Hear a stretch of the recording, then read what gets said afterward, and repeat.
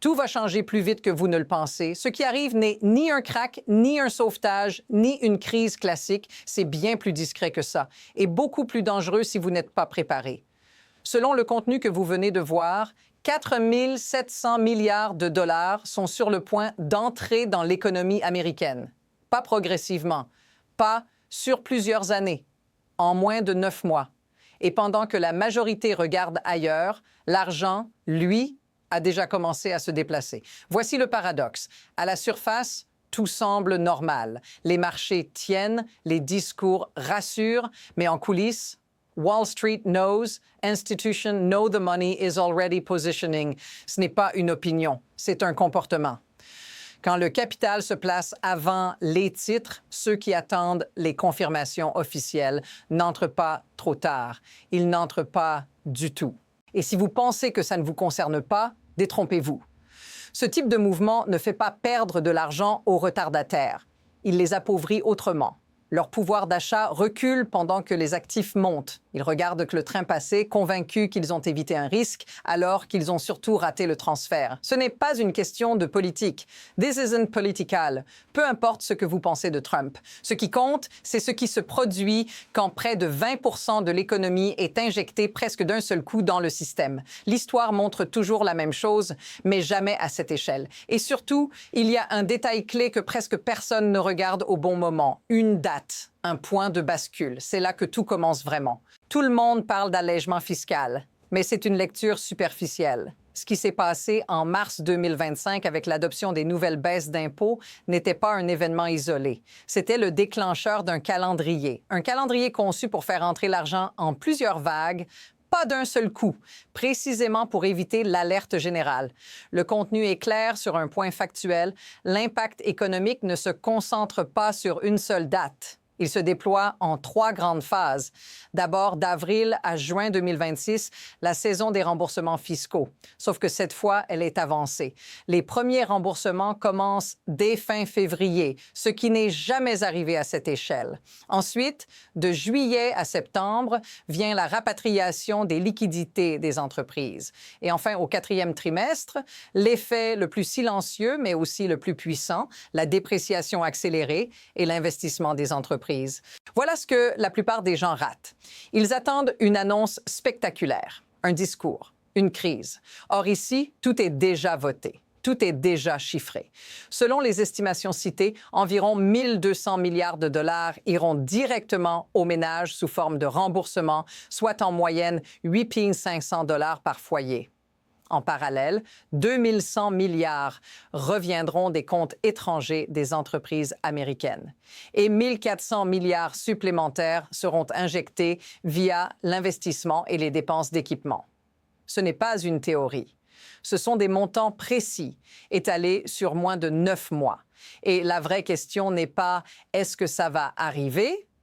La question est « pourquoi structurer un flux aussi massif de cette manière?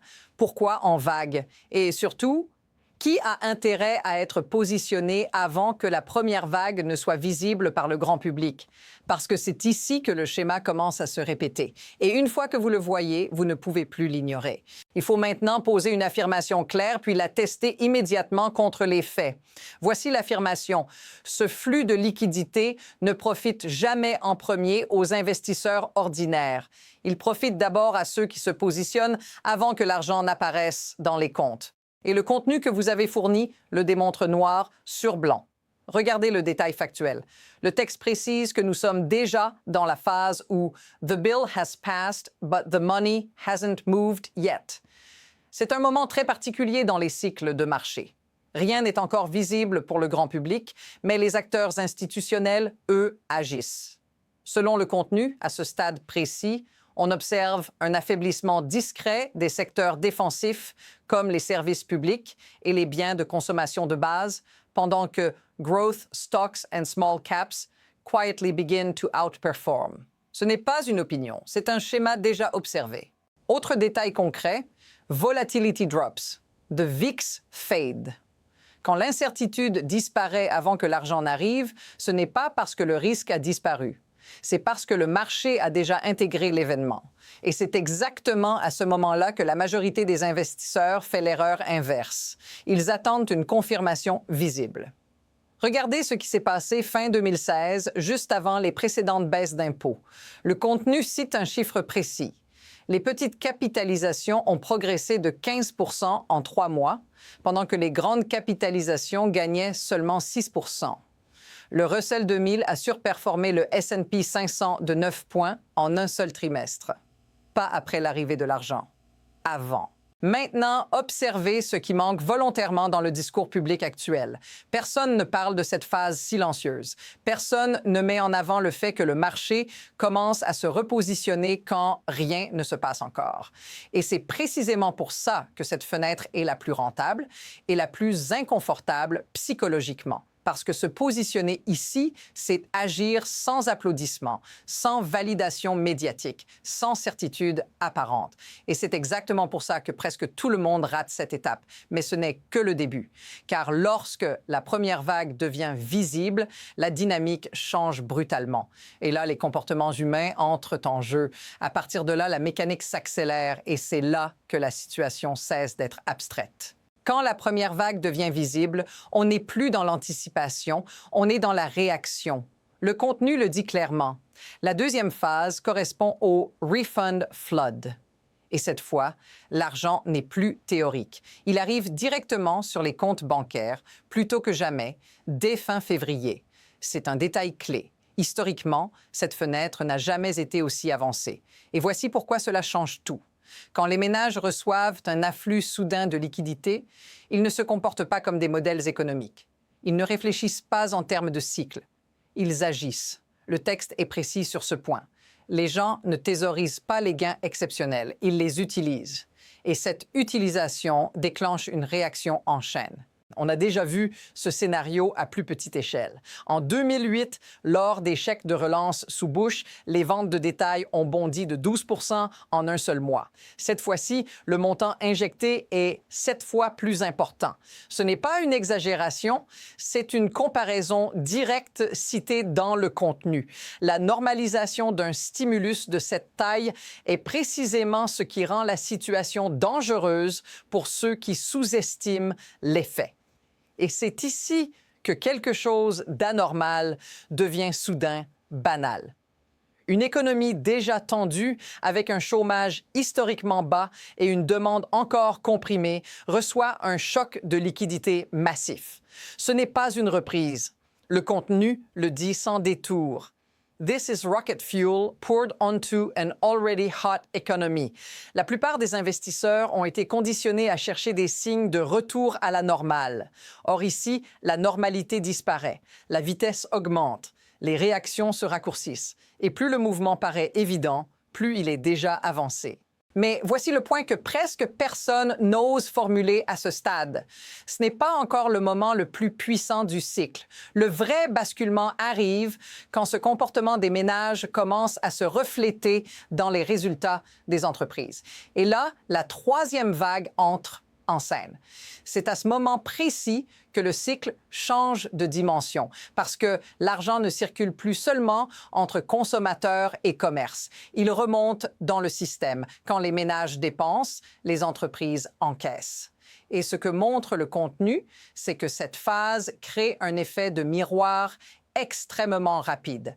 Les ventes augmentent, les revenus suivent, les marges se détendent et presque mécaniquement, les multiples de valorisation s'élargissent. Ce n'est pas une théorie abstraite. C'est un enchaînement observé à chaque fois qu'un choc de liquidité frappe la consommation. Mais il y a un détail concret qui change tout.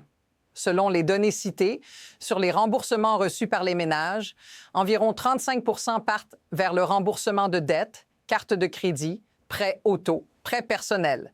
Puis 25 % vont vers la consommation discrétionnaire, voyages, rénovation, électronique, équipement. Environ 20 % s'orientent vers l'épargne et l'investissement.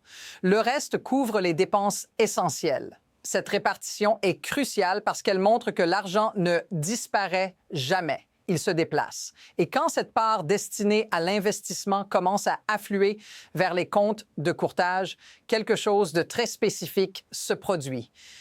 L'activité de trading augmente. Les volumes montent. Les plateformes de courtage en bénéficient directement. Ce n'est pas idéologique, c'est mécanique. Plus de liquidité signifie plus de transactions. Mais voici le point que la plupart des gens ratent à ce stade. Une fois que les entreprises publient de meilleurs résultats grâce à cette demande artificiellement gonflée, l'argent fait demi-tour. Il retourne vers le marché. Les actions montent, les portefeuilles s'apprécient et cette appréciation crée un sentiment de richesse supplémentaire qui alimente encore plus la dépense. Le contenu le dit clairement, it's a feedback loop. C'est exactement comme ça que les cycles deviennent incontrôlables. Pas par un choc unique, mais par une succession de réactions humaines amplifiées par la liquidité. Et plus ce mécanisme avance, plus il attire de nouveaux entrants, souvent au pire moment. Mais pendant que tout le monde regarde la consommation, une autre vague, beaucoup plus silencieuse, se prépare en arrière-plan. Une vague qui ne dépend pas des ménages, mais des entreprises elles-mêmes. Et c'est là que les montants deviennent réellement vertigineux. C'est ici que l'histoire bascule vraiment, parce que la prochaine vague ne dépend plus du comportement des ménages. Elle dépend de décisions prises bien plus haut, loin du regard du public. Le contenu est explicite. La loi inclut une fenêtre exceptionnelle de rapatriement des liquidités, une One-Time Repatriation Holiday. Concrètement, cela permet aux entreprises américaines de faire revenir des fonds stockés à l'étranger à un taux d'imposition réduit. Et les montants concernés ne sont pas marginaux. On parle de 2100 milliards de dollars actuellement stationnés hors des États-Unis. Ce n'est pas un hasard si cet argent est resté bloqué ailleurs. Le texte cite des noms précis: Apple, Microsoft, Google, Meta. Des entreprises qui ont accumulé des montagnes de cash dans des juridictions fiscalement avantageuses comme l'Irlande ou les Pays-Bas. Pas pour des raisons opérationnelles, pour des raisons fiscales. Et maintenant, l'incitation est claire: rapatrier. Mais voici le détail que les investisseurs surveillent réellement. Quand cet argent revient, il ne sert presque jamais à créer de nouvelles usines ou à embaucher massivement. L'histoire donne une réponse très stable. Environ 40% de ces fonds sont utilisés pour des rachats d'actions. Moins d'actions en circulation, c'est mécaniquement un prix par action plus élevé. Environ 30% partent en dividendes, puis 20% alimentent les fusions et acquisitions. Le reste seulement va vers l'investissement productif. Ce point est fondamental parce qu'il révèle une contradiction que peu de gens osent regarder en face. Le discours parle de croissance, d'investissement, de dynamisme économique. Mais la première conséquence visible est financière, pas industrielle. La valeur est redistribuée vers les détenteurs d'actifs existants.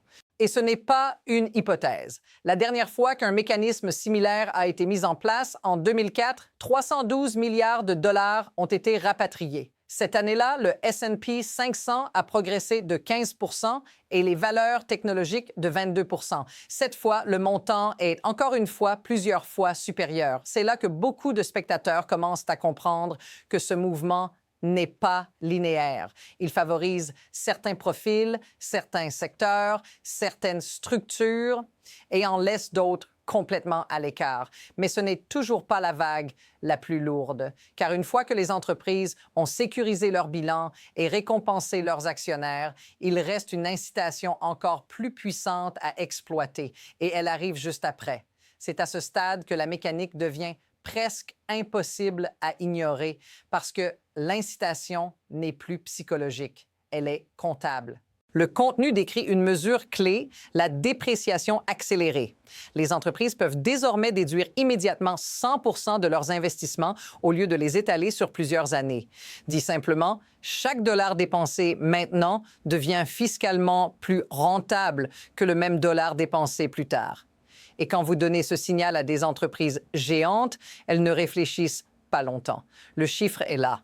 Environ 1400 milliards de dollars sont concernés par cette seule vague. Et cet argent ne part pas dans des abstractions.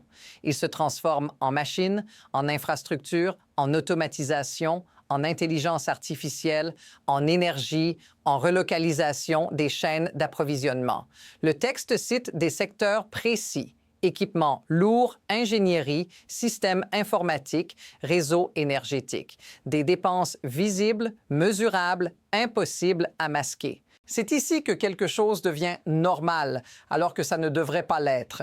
Une économie déjà sous tension reçoit une impulsion massive à l'investissement. Historiquement, ce type de phase pousse les secteurs industriels et les matériaux en tête. Le contenu rappelle qu'en 2017, quand l'investissement des entreprises a progressé de 6 %, les valeurs industrielles ont grimpé de 34 % sur l'année. Ce n'était pas un miracle, c'était un effet de flux. Mais voici le détail qui change la lecture du cycle. Avec un marché du travail déjà tendu, cette explosion de dépenses crée une pression secondaire, une pression que personne ne peut vraiment éviter, l'inflation. Pas forcément celle que l'on ressent immédiatement à la pompe ou au supermarché, mais celle qui s'installe dans les actifs, les coûts, les anticipations. Et c'est là que le récit officiel commence à se fissurer. Injecter 4 700 milliards de dollars dans l'économie n'est jamais neutre. Le contenu le rappelle en faisant le lien avec une période récente où la liquidité a fait grimper les prix des actifs bien plus vite que les salaires. Ceux qui détenaient des actifs se sont enrichis. Les autres ont décroché sans comprendre pourquoi. La question n'est donc plus « est-ce que ça va créer de l'inflation ?» La question est comment les autorités réagissent quand cette inflation devient visible et que le calendrier politique rend toute réponse classique presque impossible parce que la prochaine étape du cycle ne dépend plus du marché. Elle dépend de la réaction ou de l'absence de réaction de la Banque centrale. Et c'est là que tout peut se compliquer très vite. C'est ici que le système se dévoile parce que la question n'est plus l'argent, mais le pouvoir de décider quoi en faire. Dans un monde théorique, une montée de l'inflation déclenche une réponse automatique. Les taux montent, la demande ralentit, le cycle se calme, mais le contenu est très clair sur un point. 2026 n'est pas un environnement normal. Selon le texte, nous entrons dans une phase de baisse de taux, pas de hausse. Et la raison n'est pas économique, elle est structurelle. Le mécanisme est simple, presque inconfortable dans sa clarté. Quand la liquidité augmente et que les taux baissent en même temps, les actifs deviennent la seule issue logique. Pas par idéologie, par contrainte. L'argent doit aller quelque part. Et il va là où il est le mieux traité. Les actions, l'immobilier, les métaux, les actifs réels. C'est là que le contenu introduit une idée que très peu de médias expliquent correctement. L'inflation que la majorité des gens ressent n'est pas la plus importante. La vraie inflation, celle qui creuse les écarts, ce sont les prix des actifs. If the stock market rise 25 %, that is 25 % inflation. Pas parce que tout coûte plus cher au quotidien, mais parce que votre salaire, lui, n'a pas suivi. Et c'est là que le système devient asymétrique. Ceux qui possèdent déjà des actifs voient leur richesse augmenter mécaniquement. Ceux qui n'en possèdent pas voient leur pouvoir d'achat s'éroder sans qu'aucune alarme officielle ne sonne. Rien ne semble cassé. Pourtant, l'écart se creuse. Mais voici le point le plus dérangeant. Ce n'est pas un bug du système, c'est son fonctionnement normal, sous forte liquidité. Les incitations sont alignées pour maintenir l'illusion de stabilité. Énergie moins chère, pression sur certains prix visibles, discours rassurant.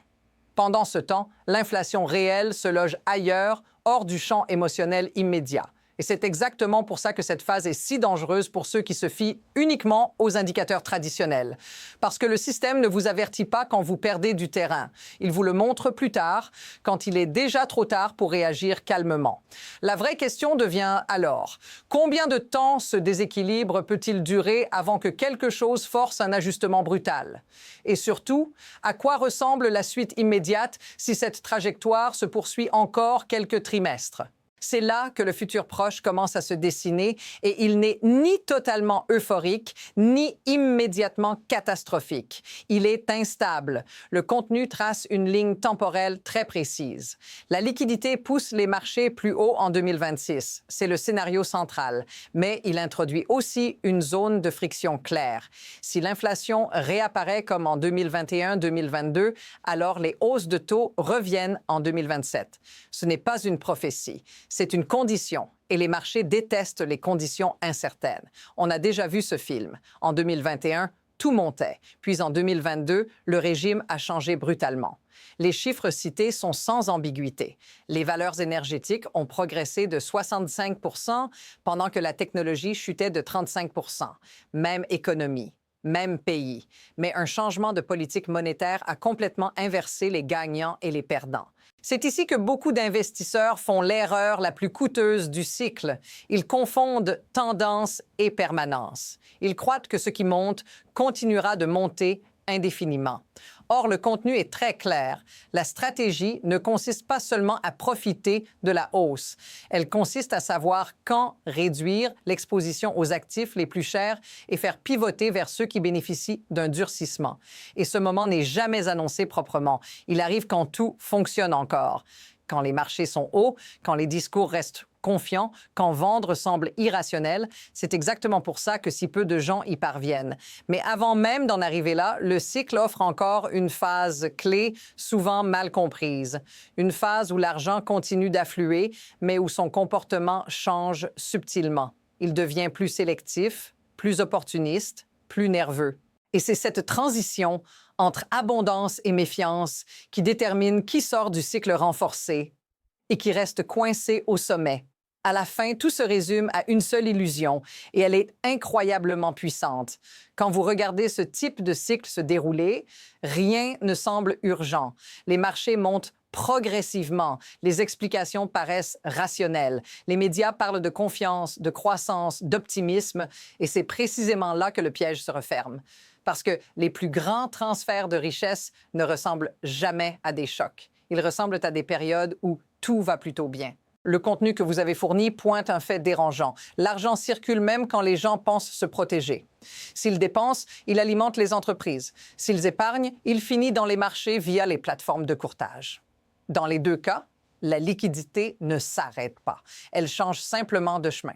Et elle finit toujours par récompenser les actifs que tout le monde reconnaît, ceux qui occupent déjà l'espace mental collectif. C'est pour ça que beaucoup diront plus tard « c'était évident ». Mais ce ne l'est jamais sur le moment. Sur le moment, il y a toujours une bonne raison d'attendre, une incertitude, un risque potentiel, un titre anxiogène. Et pendant ce temps, le cycle avance sans demander la permission. L'idée centrale à retenir est simple, mais inconfortable. Ce type de mouvement ne punit pas l'inaction par une perte visible, il la punit par une absence de participation. Vous ne voyez pas votre compte s'effondrer. Vous voyez le monde devenir plus cher autour de vous. Et c'est là que tout le récit se referme. Ce n'était pas une histoire sur Trump, ni même sur une loi fiscale. C'était une histoire sur la façon dont la liquidité redessine silencieusement les règles du jeu, toujours avant que la majorité ne comprenne ce qui se passe vraiment. La prochaine étape de ce cycle est déjà en train de se former sous la surface. Et ce que peu de gens réalisent, c'est qu'elle ne commencera pas avec une annonce spectaculaire, mais avec un détail que presque personne ne surveille encore. Si vous voulez continuer à comprendre ces mécanismes avant qu'ils deviennent évidents, restez attentifs. Ce qui vient ensuite est toujours plus révélateur que ce que tout le monde regarde aujourd'hui.